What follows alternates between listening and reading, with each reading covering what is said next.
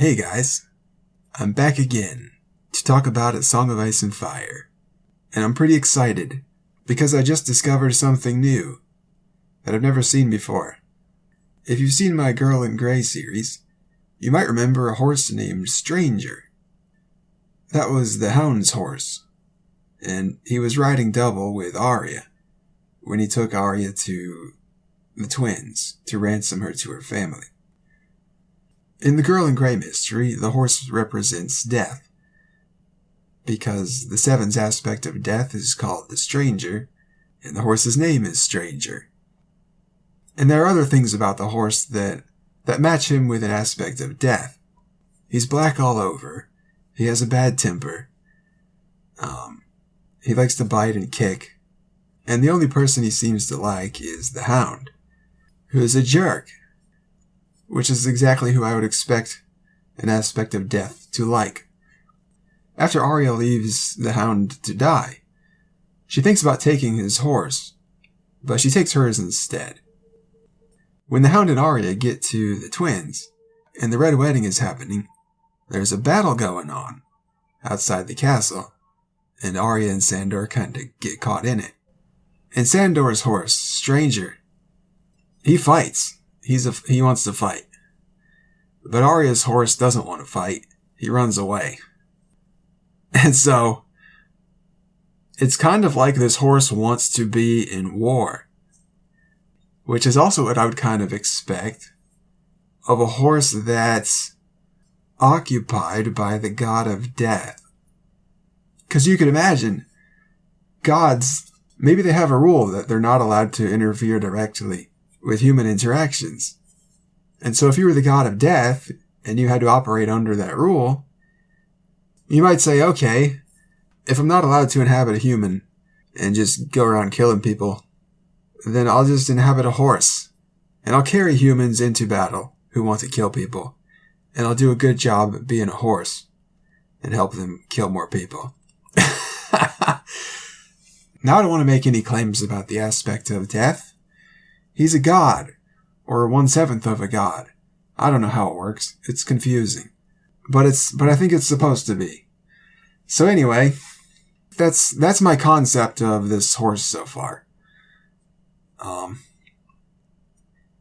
It's like the movie The Man in Black with Brad Pitt. Except instead of Brad Pitt being a human, it's a horse. The horse in black. Alright, so that's not the cool part. I mean, that's pretty cool, but... So I was reading Clash Theon 2 today while listening to it on audiobook. And Theon, it's the one where Theon meets Esgrid, who's actually his sister Asha Greyjoy, just under a fake name to sort of screw with him, in perhaps both meanings of the word.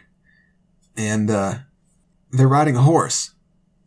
And it's a horse that Theon says he named Smiler, because people always say Theon is smiling a lot. He seems like a nervous smiler kind of type. So he named the horse Smiler. And as I was reading it, I noticed that the horse is all black, and that Asha notices that the horse has a bad temper. And then Theon says he got the horse from Swain Botley. He bought it from him. And the reason Swain Botley sold it to him is because Swain Botley thought he was too difficult of a horse. He didn't want to deal with him anymore.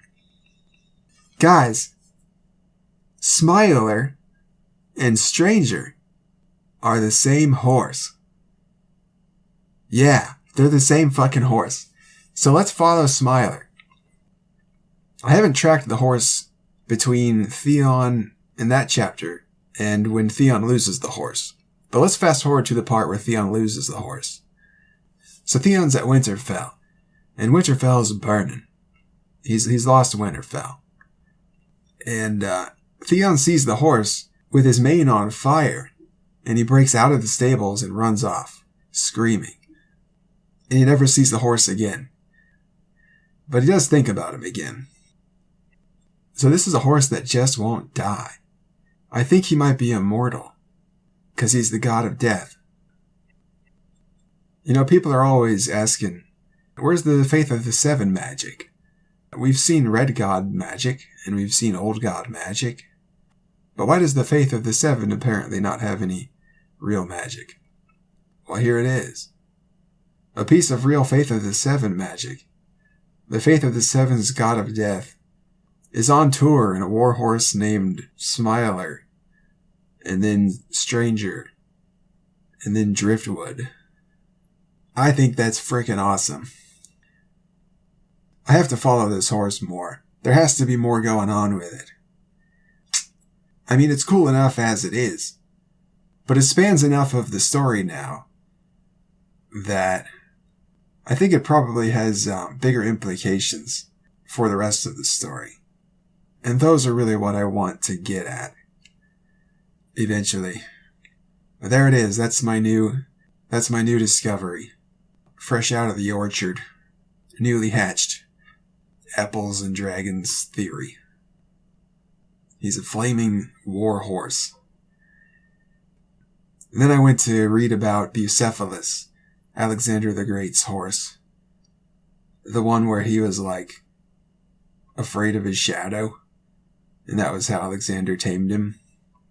He was the only one who could tame him. Which is a cool story because it means Alexander was the only one who was paying attention to what the horse is thinking. He got inside the mind of the horse to see that it was afraid of its shadow, where everybody else just saw a crazy horse. And that parallels the Hound with Alexander the Great, because they're both the warriors who could tame the horse. Asha even calls him a hell horse.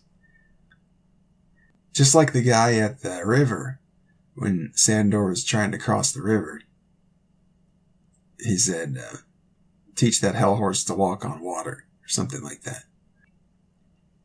Now I'm wondering, if this horse is immortal, he should be in the Dunk and Egg series, or in the World of Ice and Fire, or both, as just like a noteworthy all-black warhorse. So another consistency in the description is that both Theon and Arya note that the horse is not as big as most destriers, but he's faster. I thought that was pretty cool. But don't ask me what a destrier is. I think I read in a Brienne chapter where Brienne thinks to herself that destriers are trained for war. They're trained to bite and kick and be pretty aggressive. Let me just read it to you. Okay, this is A Feast for Crows, Brienne 6. You sound as if you pity him, said Brienne. I did. You would have pitied him as well if you had seen him at the end. I came upon him by the trident, drawn by his cries of pain. He begged me for the gift of mercy, but I am sworn not to kill again. Instead, I bathed his fevered brow with river water, and gave him wine to drink and a poultice for his wound. But my efforts were too little and too late. The hound died there, in my arms. You may have seen a big black stallion in our stables. That was his warhorse, Stranger. A blasphemous name.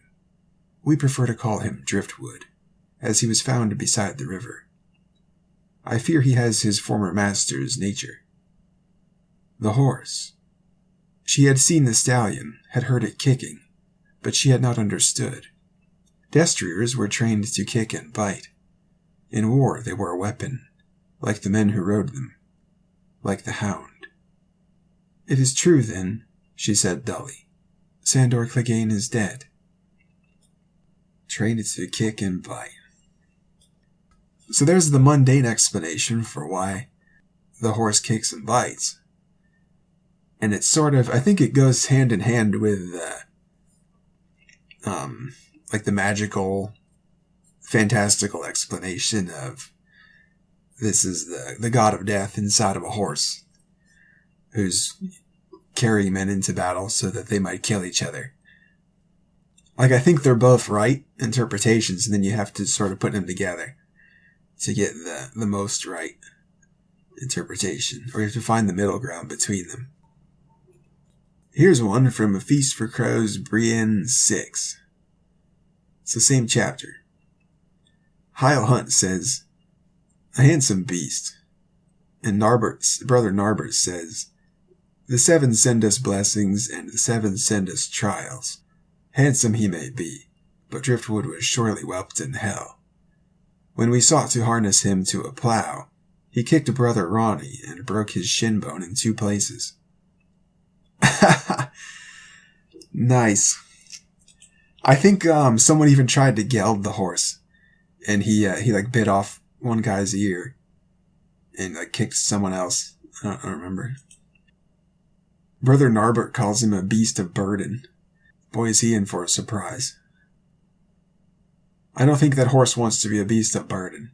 I think he wants to carry men into war. This is so cool. Alright, let's see. This is Thoughts of Arya.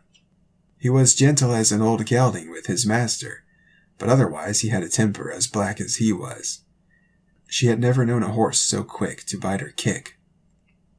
Here's the Brotherhood without banners. Beric, Angai, and Lim.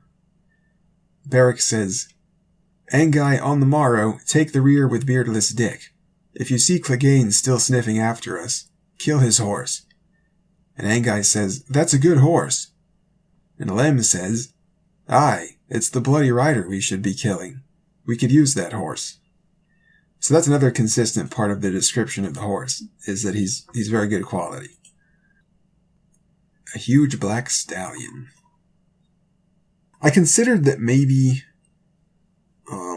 the imagery of the horse fleeing from the Winterfell stables with his mane on fire, I considered maybe that could be connected to the fiery stallion imagery in the House of the Undying vision that Daenerys sees.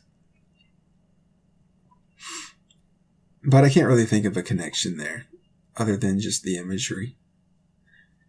The fiery stallion is Rhaego, because he's a Dothraki and a Targaryen, so that's the stallion and the fire. And in the vision, he's all grown up, with blonde Targaryen hair or whatever, silver. And it's the only vision in the House of the Undying that can't possibly come true because Rhaego's dead. All the other ones could conceivably come true. And there's 12 of them or something. It's a lot. There's 14. I don't know. There's a lot of them. So to be the only one in a group that big that can't possibly come true, is weird. It draws attention to it. It definitely piqued my curiosity. And I tend to connect it to a metatext I extract from a conversation that was had between Stannis and Davos about prophecy and Melisandre's prophecies. They're sort of having the prophecy debate about what do the visions depict? Do they depict the future? An alternative future that would never happen? Or the past? Or hypothetical scenarios? And Stannis is certain about Melisandre's visions. And Davos is doubtful of them. And their argument's inconclusive, obviously. How do you even come to a conclusion about that? But it's an argument that you hear in the audience a lot. And so it can be read as a commentary on the audience. Like, hey guys, here's you having this argument. Stannis represents one side and Davos represents the other side. And here's what they have to say about it, and draw your own conclusions. The conclusion I tend to draw is the one that Stannis is sort of left with. Like, Stannis is left with a sense that, yeah, she may not be right all the time, but her visions are true, and we doubt the truth of them at our peril. Anyway, the fiery stallion vision is Rhaego. And it's not like a hypothetical alternative universe Rhaego. It's this universe Rhaego. Because Rhaego is alive. He was stolen by the Dothraki when he was born. And then Miri told the lie about him being born a monster and dead. And Jorah went along with it, but he couldn't tell it himself. He had to get Miri to tell it. And I'm not sure why Jorah went along with it. I haven't figured that out yet. But it's definitely a betrayal. And I wonder if it's one of the prophesized betrayals. 3 treasons you will know, or whatever. Anyway, I'm out of time. Thanks for hanging out. See you next time.